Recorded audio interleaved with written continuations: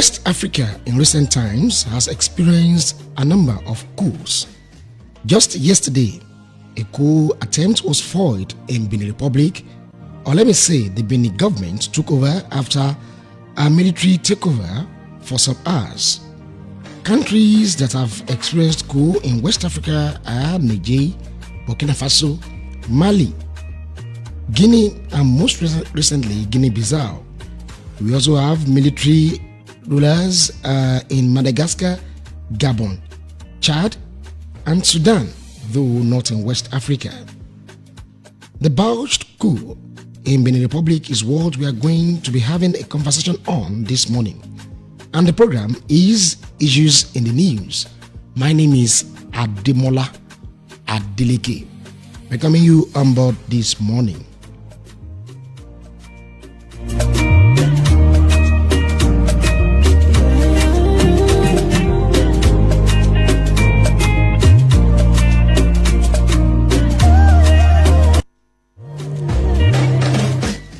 Issues in the News is an audience participatory program, and very soon we shall be opening the port for you to share your opinion on what we're bringing to you this morning. Before I bring in my guests this morning, let me quickly intimate to you some issues that we have in the news. It was in the news that Senator Ali Ndume, who is a former Senate leader, had asked President Bola Tinubu to withdraw his ambassadorial list over Federal Character Breach. I guess you know what that means. Ndume is saying nominees from one state is higher than the other. And bearing any last minute change, some pensioners on federal government payroll planned a nationwide uncleared protest today over unpaid arrears. Uncleared, so to say. These are our senior citizens. I pray the proposed protest is averted and wisdom prevail because of the cliche of unclad going naked to protest unpaid arrears.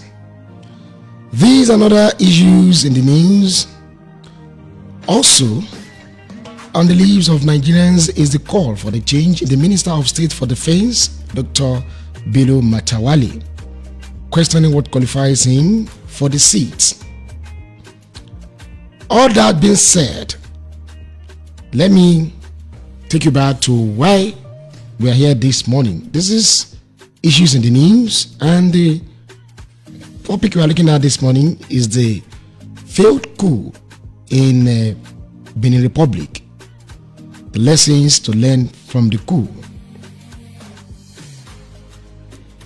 A group of military personnel in Benin Republic yesterday announced that they have ousted President Patrice Talon, who is due to step down next April after 10 years in power. Soldiers calling themselves the Military Committee for Refoundation said on state television that they had met and decided that President Patrice Talon is removed from office as President of the Republic. The soldiers, led by Lieutenant Pascal Tigre, announced that they have taken over the country. They also suspended all political parties and announced the closure of land, sea, and air borders. But later yesterday, news filtered in that Benin Republic's military says around a dozen soldiers have been arrested following an attempted coup, including the ringleader of the foiled operation. 13 people were said to have been detained, while all but one of the suspects are serving soldiers. The remaining detainee is said to be a former member of the armed forces. The presidency also said that President Talon is safe and that loyalist forces are restoring order. It described the incident as the work of a small group with limited influence. Condemnation had also come from the President of Nigeria, President Bola Tinubu, and the ECOWAS has also done something to the failed coup. Like I said earlier, I'll be bringing in my guest now, who will be joining us via phone He is Mr. Jide Ojo, a public affairs analyst, to talk on lessons to learn from the failed coup in Benin Republic, what Nigeria should watch out for, and other countries. Don't go away. We'll be right back.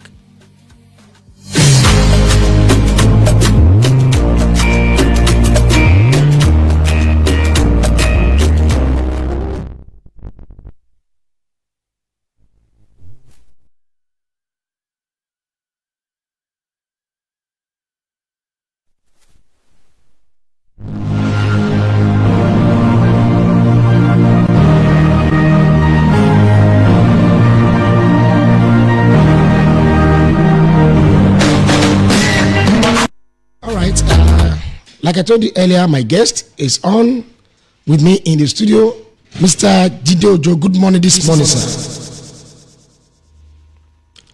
Pleasure. I say Ikiti Ado and Ikere and all. We are all fine, Ikiti. Thank you very much, sir. And now is Abuja as well? Abuja is calm. We thank God for grace.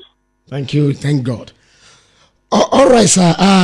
Yesterday, the news filtered in that a coup failed in Benin Republic. What do you make up of this botched coup in the Republic, sir? Well, you see, it came to me as a real shock, not because Benin Republic hasn't had an history of coup, but because I felt in 2025, when all African countries have signed on to, democracy and good governance protocols, the military junta will still be trying to wrestle power from elected president.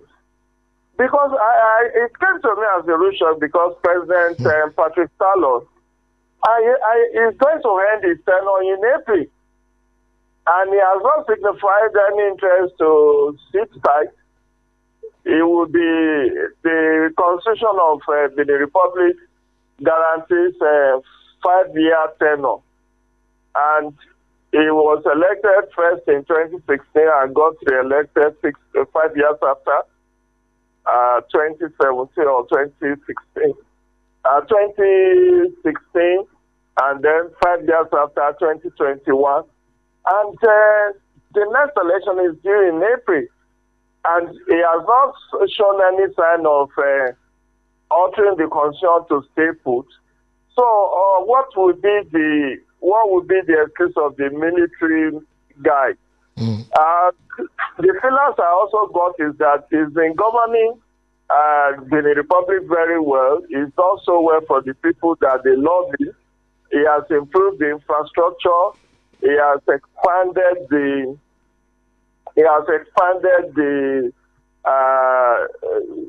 economy, particularly the tourism sector. And I just can't put my finger on why those military men want to take power. I do know from news reports that Northern Benin is having issue with ISWAP elements, just like in the case of Northern Nigeria and Mali, Burkina Faso, and Niger Republic. But that is not sufficient to want to upstage the apple cart.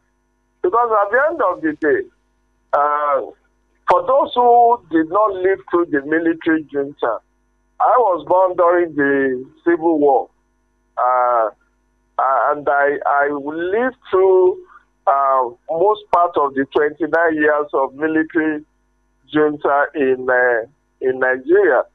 I can tell you for free that they are more of a curse than blessing when it comes to acts of governance, because they are not trained to govern. And in the case of Nigeria, you have them at the helm of affairs for 29 years. And even after 2 of them had retired, they came back in the guise of civilian president. I'm talking of President Olusegun Obasanjo and former President Muhammadu Buhari. Okay. So out of the so-called 25 years or 26 years of uninterrupted civil rule that we are celebrating, 16 out of those years were also under the former military head of state. Then you ask yourself, what have been their outstanding achievements, both during their head of state tenureship and even when they became civilian president? Can we say they did anything outstanding, remarkable, that we can say, oh, I will miss them if they have not come? So people should be very much. I know we have a coup sky in Nigeria a couple of months back, around October, which possibly led to the removal of our service chiefs, including the CDS. But even though military authorities have debunked it, but I know that there is no smoke without fire. The most important thing is that we should allow politicians to govern rather than to chase them away and impose autocracy. Okay, about 9 countries of Africa are under military rule. Do you see these what the military people have done in this country motivating others under civilian rule to kind of topple government? I didn't get that question. All right, sir. I said 9 countries of Africa are under military rule. Probably what the military have done or have been doing in these countries is what is motivating others to kind of take a cue, like we have in the case of Benin Republic. Do you think along that line? Well, I beg to disagree. You see, I wrote in my column, you do know that I write for Punch newspaper. Yes. I wrote in my column couple of months back, I said that our political class should be mindful of the Gen Z protest that is going across the globe. Because it was the Gen Z protest that led to the military takeover in Madagascar. Yes. And in Myanmar and about 4 countries. Now, when you talk about Gen Zs, who are they? Gen Zs are people who, the young elements who are barely born in the 2000s. So we are in 2025. Perhaps people born between year 2000 and up to about 2015. I regard that I think we are in Generation Alpha now. Now, these people did not live through the military period, particularly in Africa.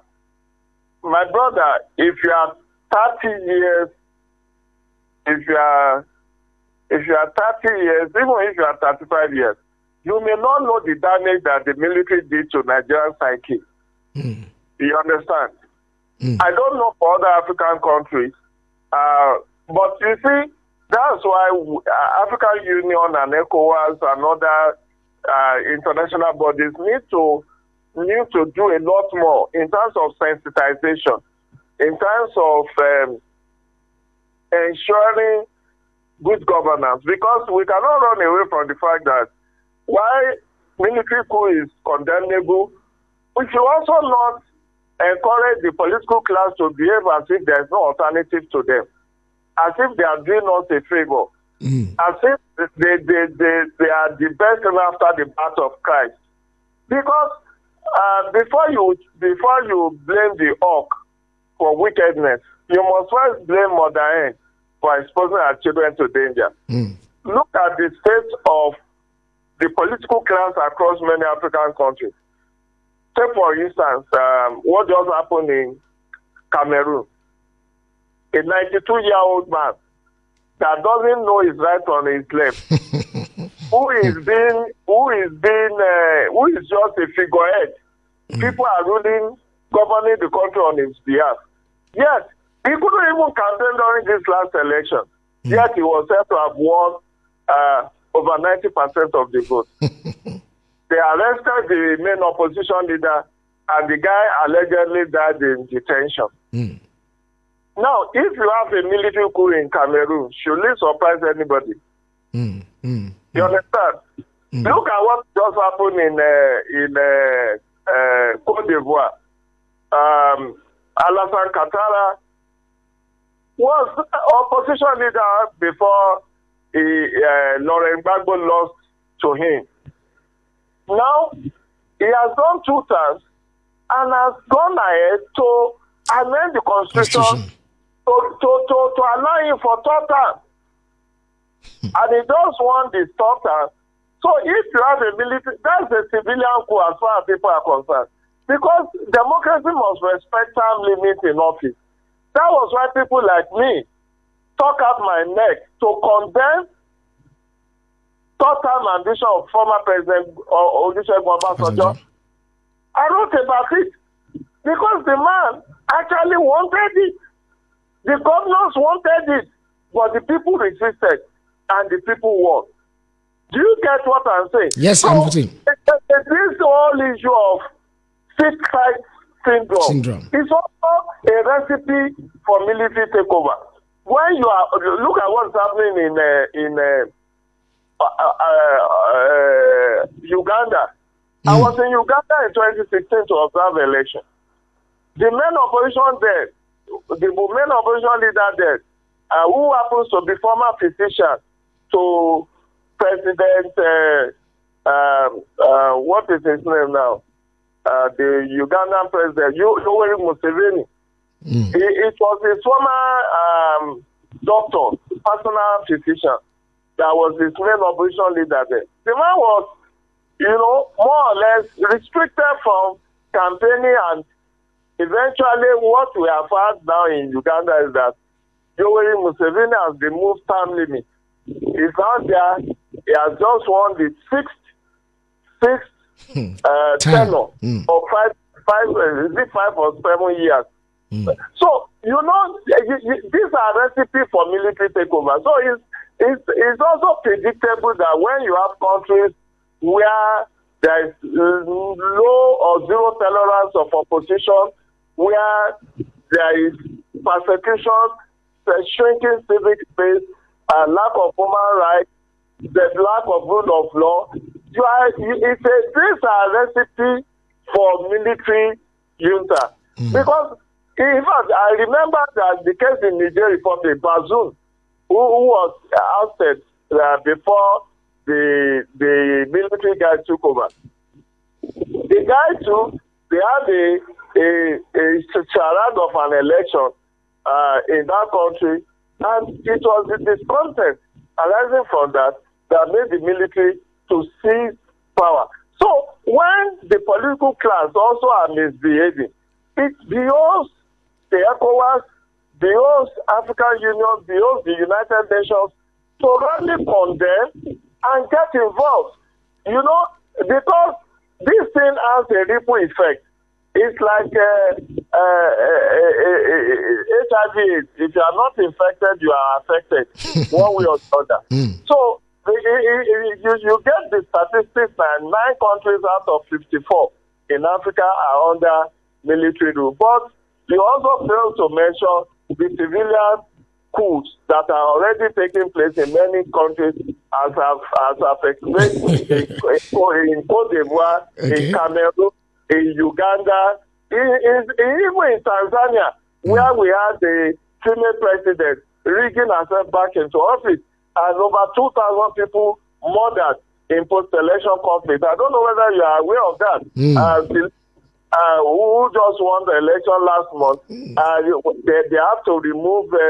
They have to ban social media and the repression of opposition and civil society. Over 2,000 lives wasted. So if you have the military taking over in that kind of environment, will you be surprised?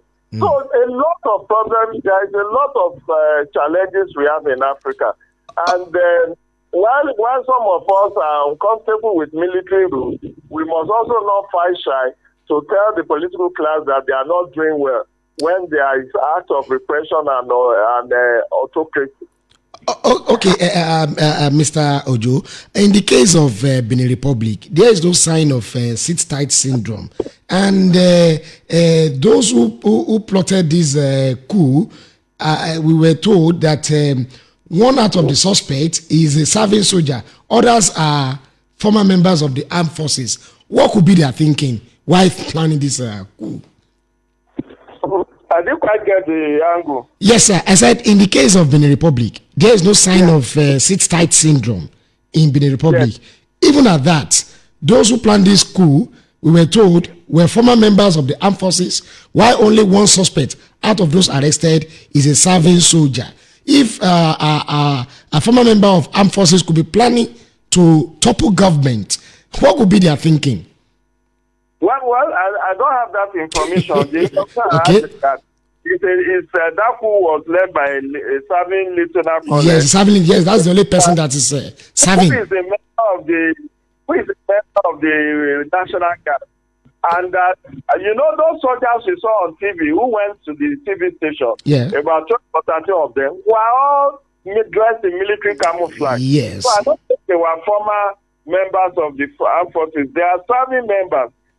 They may have sympathizers from the outside of the military, because you see, again, countries like America have been accused of regime change. You get even France have been accused of regime change. Even Russia has been accused of regime change. Many of the former colonial masters, subtly or otherwise, sometimes sponsor coup in their former colonies when their former colonial master leaders, those who are at the helm of affairs currently, are not to be playing to their or giving in to their antics. I don't know whether you are making sense. Yes, right, sir. Called in international relations as regime change, where a former colonial or war power will sponsor coup in one of their former colonies. Yeah. They will not directly be the one to go and mastermind the coup, but they will find local allies and induce them, provide them ammunition and resources, intelligence to go and do it.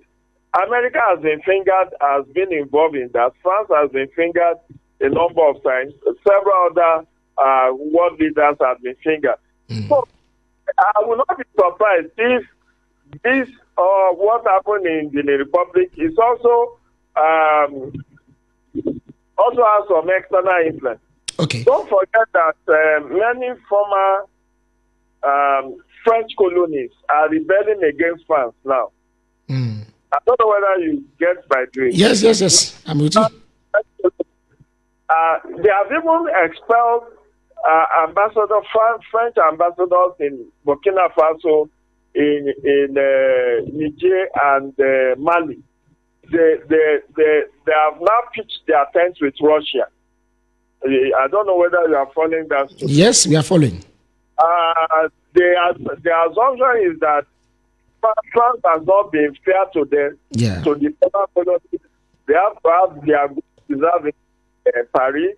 They have to have a certain percentage of their money in Central Bank of France. They are still using, despite the fact that CFA is no longer being used by France in Europe. They are still using CFA in many francophone countries like that. You understand the double standard. So in Europe, only among the 15 countries of the EU before UK pulled out, UK did not surrender its currency. UK was still using pound sterling, even when it was a member of the European Union. But France has gone to adopt euro as its official currency. But if you go to Benin Republic, they are still using CFA. You go to all the other all the other French colonies, they're still using CFA. That is double standard. So I'm not ruling out the fact that there could be some external elements trying to motivate the ouster of Patrice Talon of the Republic. But it's not that. It tells you about whether we actually have sovereignty. And when we talk about independence, that we have gained independence, it's not entirely so that we may have political independence, but do we have economic independence? Okay, Mr. Ojo, sorry to cut you short because of our time. Let's quickly look at the swift reaction of President Bola Ahmed Tinubu, the CNC, commanded because just yesterday he commended the armed forces for the swift intervention in Benin Republic. How will you react to this as a Nigerian? I think the Nigerian's reaction was spot on, has been widely commended. I read Mr. Bayo Ononuga's statement before I slept yesterday night, how the authorities reached out through a note baba to President Tinubu for air assistance, air defense, and it was promptly granted. And it's also in the enlightened best interest of Nigeria, because as you know, Lagos is Nigeria's economic nerve center. The moment you have the military in Benin Republic, it portends a bad omen for Nigeria, particularly given the fact that Lagos State, through Badagry corridor, is sharing border with Benin Republic. In fact, people cross over. You can swim from Badagry waters to Cotonou. You can swim. You can walk across. In fact, I recall that during the tenure of former Minister of Information, Alhaji Lau Mohammed, he said there was a community who went in Ayetoro area of Ogun State, where one of the traditional rulers is palace. The front of his palace is Nigeria. The backyard is in the Republic. You can just imagine. The front of the palace is Nigeria. The back is the Republic. The back is the Republic. So it shows, and we have cultural affinity, we have marital affinity. People like Angelique Kidjo, a Grammy Award winner, songstress, musician of note, has traced our origin to Isayi in Oyo State. You know, we have so many of our. In fact, if you put the Republic's footballers, their national teams together, many of them are bearing Yoruba names. You understand? Because that's a very significant Yoruba population in Benin Republic. So it is best that Nigeria promptly responded to the note baba from President Patrice Talon and responded with precision to demobilize the fleeing coupists. We learned that there were airstrikes on some of the coupists who are trying to escape arrest, and that was what put pace, because initially it was like they wanted to take over the presidential palace. They couldn't. They now seized the national television. Yes. To broadcast. But you see, I wish we have had similar prompt intervention in Mali, in Burkina Faso and Niger. But you also must understand the cultural diversity. In the case of course, the coup in those three countries was successful when President Bola Tinubu just came in 2023, and he tried to mobilize ECOWAS to invade and chase out the military pushes in those three countries. But northern Nigerian governors, senators, House of Reps members, State House of Assembly members pushed against it. They voted on the floor of the floor of Senate not to try it, because they said 1 out of every 4 Nigerians is you know, this Hausa Fulani tribe, extinction, yeah. So the northern governors were against it. Northern senators, northern House of Reps members were against any form of invasion, and so the President Bola Tinubu has to back down. And maybe if that had happened and normal democratic rule will have returned to that area. Maybe those who try to oust President Patrice Talon would not have succeeded. Okay. But they were successful, and you know, Nigeria even was it under Tinubu? No, it wasn't under Tinubu. I think it was under Buhari that Nigeria has to close its borders for over 1 year. Yes, it was under Buhari. Some of the countries, but unfortunately, it is what it is. We just hope that this will be a standard operating procedures for ECOWAS to stand down and chase out any position. I wish they have also done similar in Guinea-Bissau, where they had similar coup a couple of weeks back. I think it was even late last month that the coup, was it late last month or early this month? Guinea-Bissau, late last month. Late last month. Yes. Where, you know, a successful election was held. Yeah. And in fact, in that case, in the case of Guinea-Bissau, it was even the outgoing president that even calling the military to come and take over because he knew he had lost the election. If you listen to the account of former President Goodluck Jonathan, the guy who was a retired brigadier general, having lost the election because the result had already been tallied at the county level, felt that he cannot hand over to his opposition and compared the military. It was, in fact, according to former President Goodluck Jonathan, it was this that even announced that the military has taken over. Before, I said he has been arrested. How can you using your phone and calling a press conference that the military has taken over? It's not even the soldiers that addressed the and eventually the man was allowed to go to Senegal, where he's taking refuge. And eventually the best Nigeria could do was to secure the release of the opposition leader who won that election and is now residing in Nigeria, where he's enjoying some presidential protection. So it's quite an unfortunate development there. Okay, Mr. Ojo, because like I said, we are running out of time. Let me quickly take this. In the course of this conversation, you said low tolerance for opposition part of recipe for military to topple government. And in Nigeria, we are most likely going towards one political party system. How do we synchronize this, or what lessons can Nigeria learn from what happened in Benin Republic and other countries that military are ruling presently? Now, we must not compare apples and oranges. Okay. Having a one-party state is not intrinsically bad. But we don't have opposition to kind of put the government on its toes. No, wait. Okay. I'm putting that in context. Okay.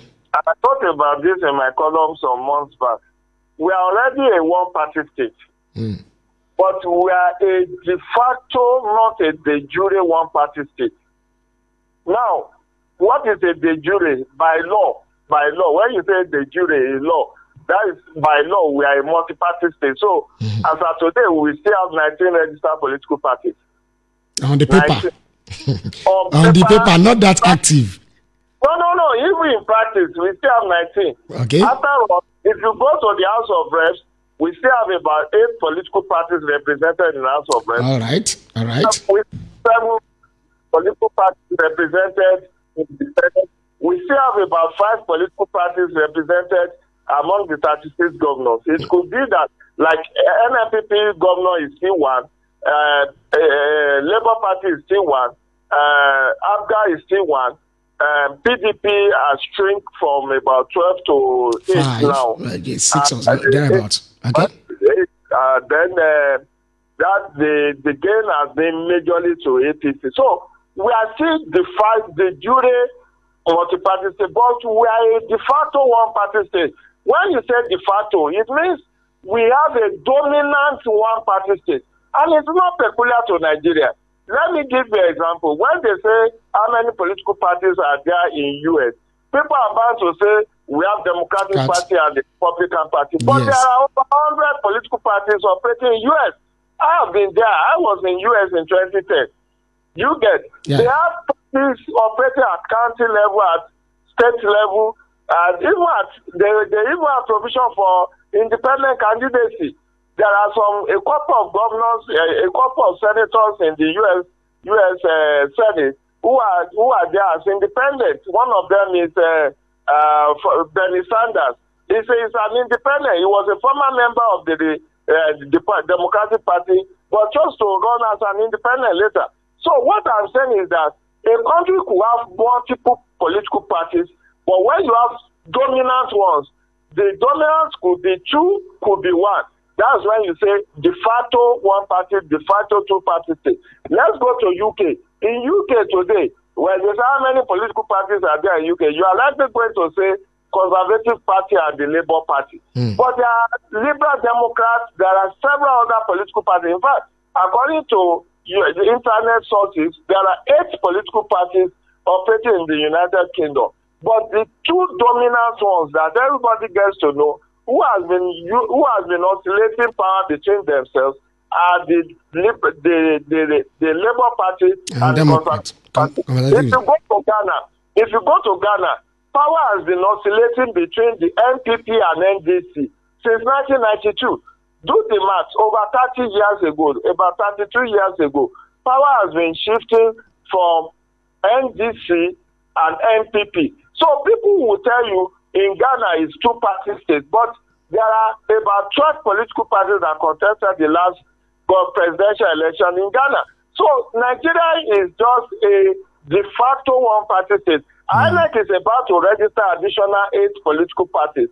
Maybe before the end of this month of December, they will make that announcement, because 8 out of 172 political associations have been pre-qualified. So I am expecting Professor Amupiton anytime soon, before the end of this year, to announce those new registered political parties. So we will never get to that point that you will have only one political party, but we can have a dominant one, and that is APC now. And if, peradventure, ahead of the next election, we have another party that is also strong, like PDP. If PDP has dealt with own internal issues and have not factionalized, we are referring to them as the main opposition party.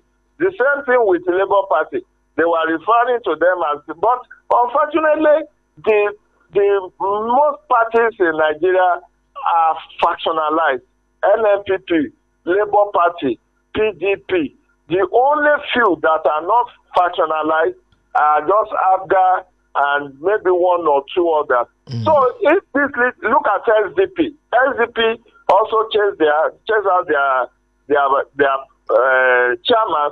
They now have 2 chairmen claiming the same thing. The same thing with NDC, where people are in court to say David Mark came in through the back door. That case is still being litigated upon. So this is why we are saying we have a dominant de facto one-party state. But in reality, we will still be running a multi-party democracy. But let me say this, that it is not the ruling party that is sponsoring all these crises in the opposition. It is their own inordinate ambition. It is, at some point, that people were saying that APC was giving governors 50 million to defect. And I laughed. How could a governor be sprayed by 50 million when he's controlling billions of naira? Did you know the budget of Lagos State in 2026, with the president and Governor Sanwo-Olu just presented, is about 4 trillion. 4 trillion. And one person will defend that, and you say, so that person now will now be cajoled with 50 million. Just 50 million. when he's earning over 1 billion every month as security vote. Do you understand what I'm saying? It is very jejune and pedestrian for anybody to say it's the ruling party that is sponsoring crisis in those parties, because even from the last election, you know that if not for the mishandling of the economy by Buhari administration, no party should have come close to APC. If not for that policy of changing Naira, the redesign and fuel price, Naira scarcity, that affected. I tell you, if not for those policies and then the Muslim ticket, there is no way Asiwaju Bola Tinubu will have lost Lagos State in that presidential election. But it also showed the plurality and diversity of our electoral process. So let nobody deceive another that is the ruling party that is sponsoring crisis. It is for those opposition elements to get their hands together and present a formidable opposition. When the APC and AC and ACS, when they were in opposition, why didn't former Governor Bola Tinubu there? Why didn't he join the ruling party? Even when he was dragged before the Code of Conduct Bureau on Trump charges that he didn't properly declare his assets, he went through the process and was discharged and acquitted.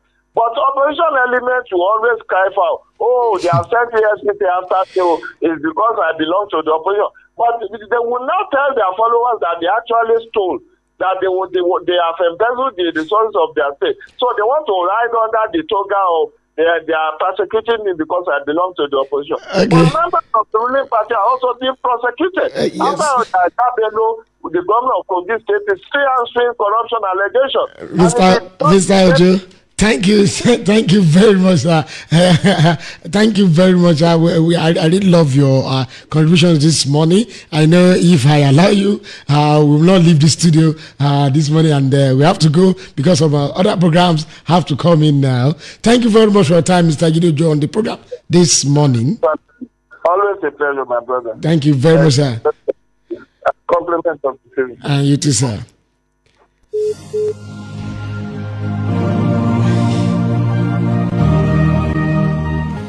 All right, that was Mr. Jide Ojo, a public affairs analyst, and he just phoned in from Abuja, and he just shared his thoughts on the lessons to learn from the failed Benin Republic coup that happened yesterday. Our time is fast spent on the program this morning.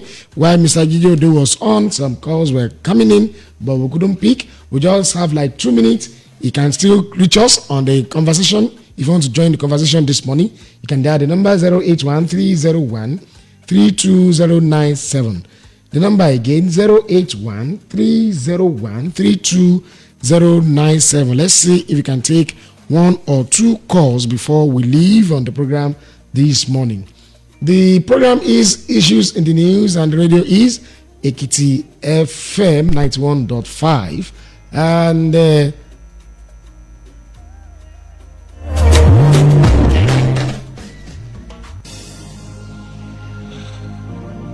all right, while still expecting your call, the numbers to dial is 081-301-32097 to be part of the conversation.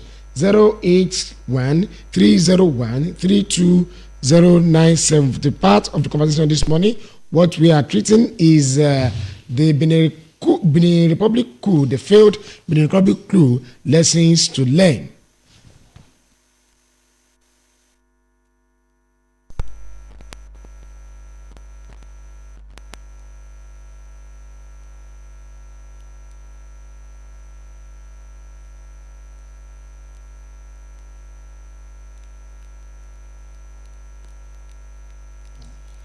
All right, we are still expecting your call, and if come is not coming in, I guess we have to go on the program this morning.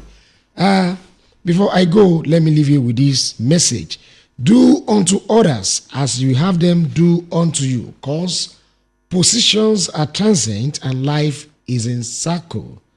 My name is Ademola Adeleke. Join me next week Monday for another edition of the program. Meanwhile, Issues in the News returns on Friday with another anchor. Good morning.